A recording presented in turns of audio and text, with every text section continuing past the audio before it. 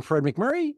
Good morning, and we're back again with Ray Pillar on Pillar's Principles for Starting a Business. Hi, Ray. How are we doing today? Good. How are you?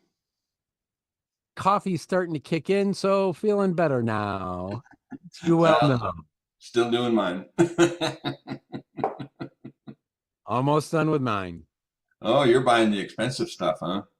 Yeah, well, it was an early morning and getting in, and um, uh, as we've talked about pricing in past episodes, I did find that we found this one type of coffee that was about $10 a pack.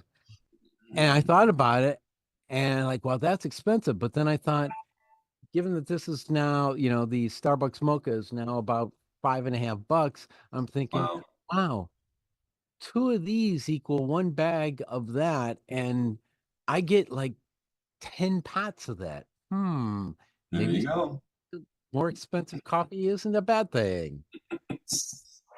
So, on that topic, today we're going to talk about, go back to our discussion of starting a business. And so today we're going to talk kind of about, we're going to start with funding the business.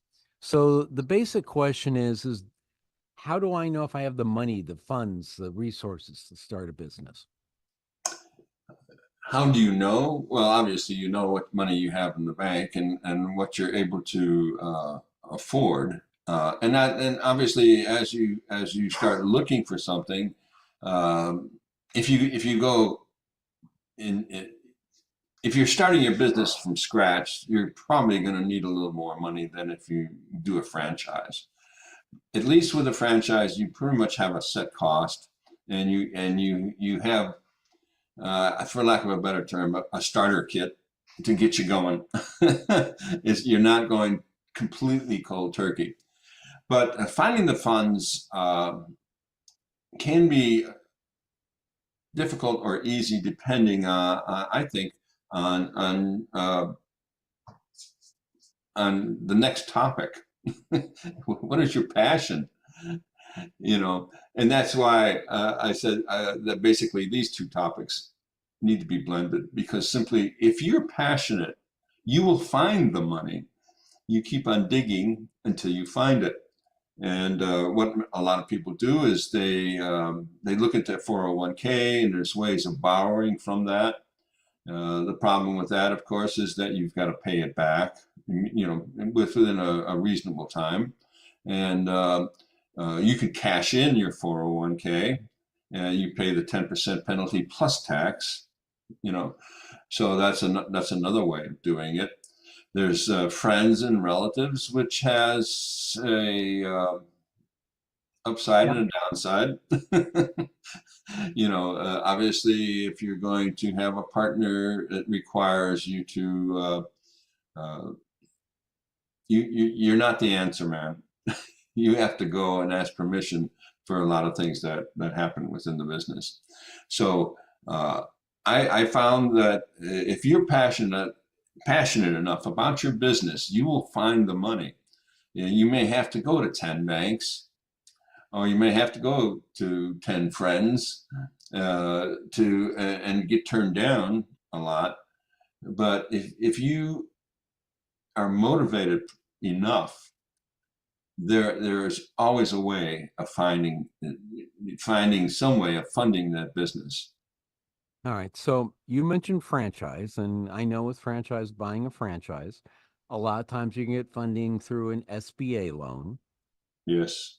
Um, I am not really aware of any SBA programs that will help you start a non-franchise. SBA kind of seems to say, yeah, we don't care until you become Right. Right. large enough. What about banks? Will banks give you a loan to start a business? In my case, I was able to find a loan from a bank, but as far as funding for a non-franchise, that's where you definitely will need a pretty good business plan, as we had discussed on our previous episode. They want to know, what are you doing? Are you selling something, making something, or and how are you going to do it? So yeah, it becomes a lot more involved if you're not going with a franchise. Obviously, with a franchise, they can also look at a track record, so of other franchise owners that have decided to buy that particular franchise. So uh, and then of course we can get into new franchises and old franchises, and that's another topic. But I've always found that, and I like the term fire in the belly. If you have the fire in the belly for a business, whatever it is, you will find a way. It's as simple as, it's pretty simple. You've got to have the fire in the belly. Well, I think, and just as a comment, I know that something like 92% of all small businesses fail within the first 5, 6 years, something like that. Yes, Yeah. yes. I won't say I've met all of them. I've met a good chunk of them.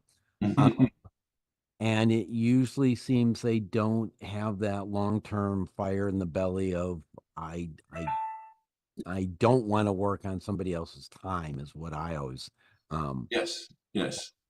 um One of the sayings I like is failure is not an option, and it can't be an option, especially if you've taken everything that you own, you've taken all your 401k, and you've borrowed heavily on your home. If you have one, then it's simply not an option. You cannot do it. so I want to go back real quick. So for somebody that's starting off a business but not a franchise, the options really seem limited to basically either money you already have somewhere or friends and family because uh from what Yes, it becomes more difficult. Yes, to get with funding. a bank or something like that, they want an exhaustive plan, and then they want to see something that's unique. So, just starting off a car washing thing, car washing company in your backyard ain't going to get you funding. Nope. All right. Any last comments on passion or funding? I think they're linked. I think that if you are passionate about what you want to do, you will find the funding. I think you're right. But we'll talk more about that on the next episode of Pillars Principles. We'll be back next week with Ray for more ways to start your business.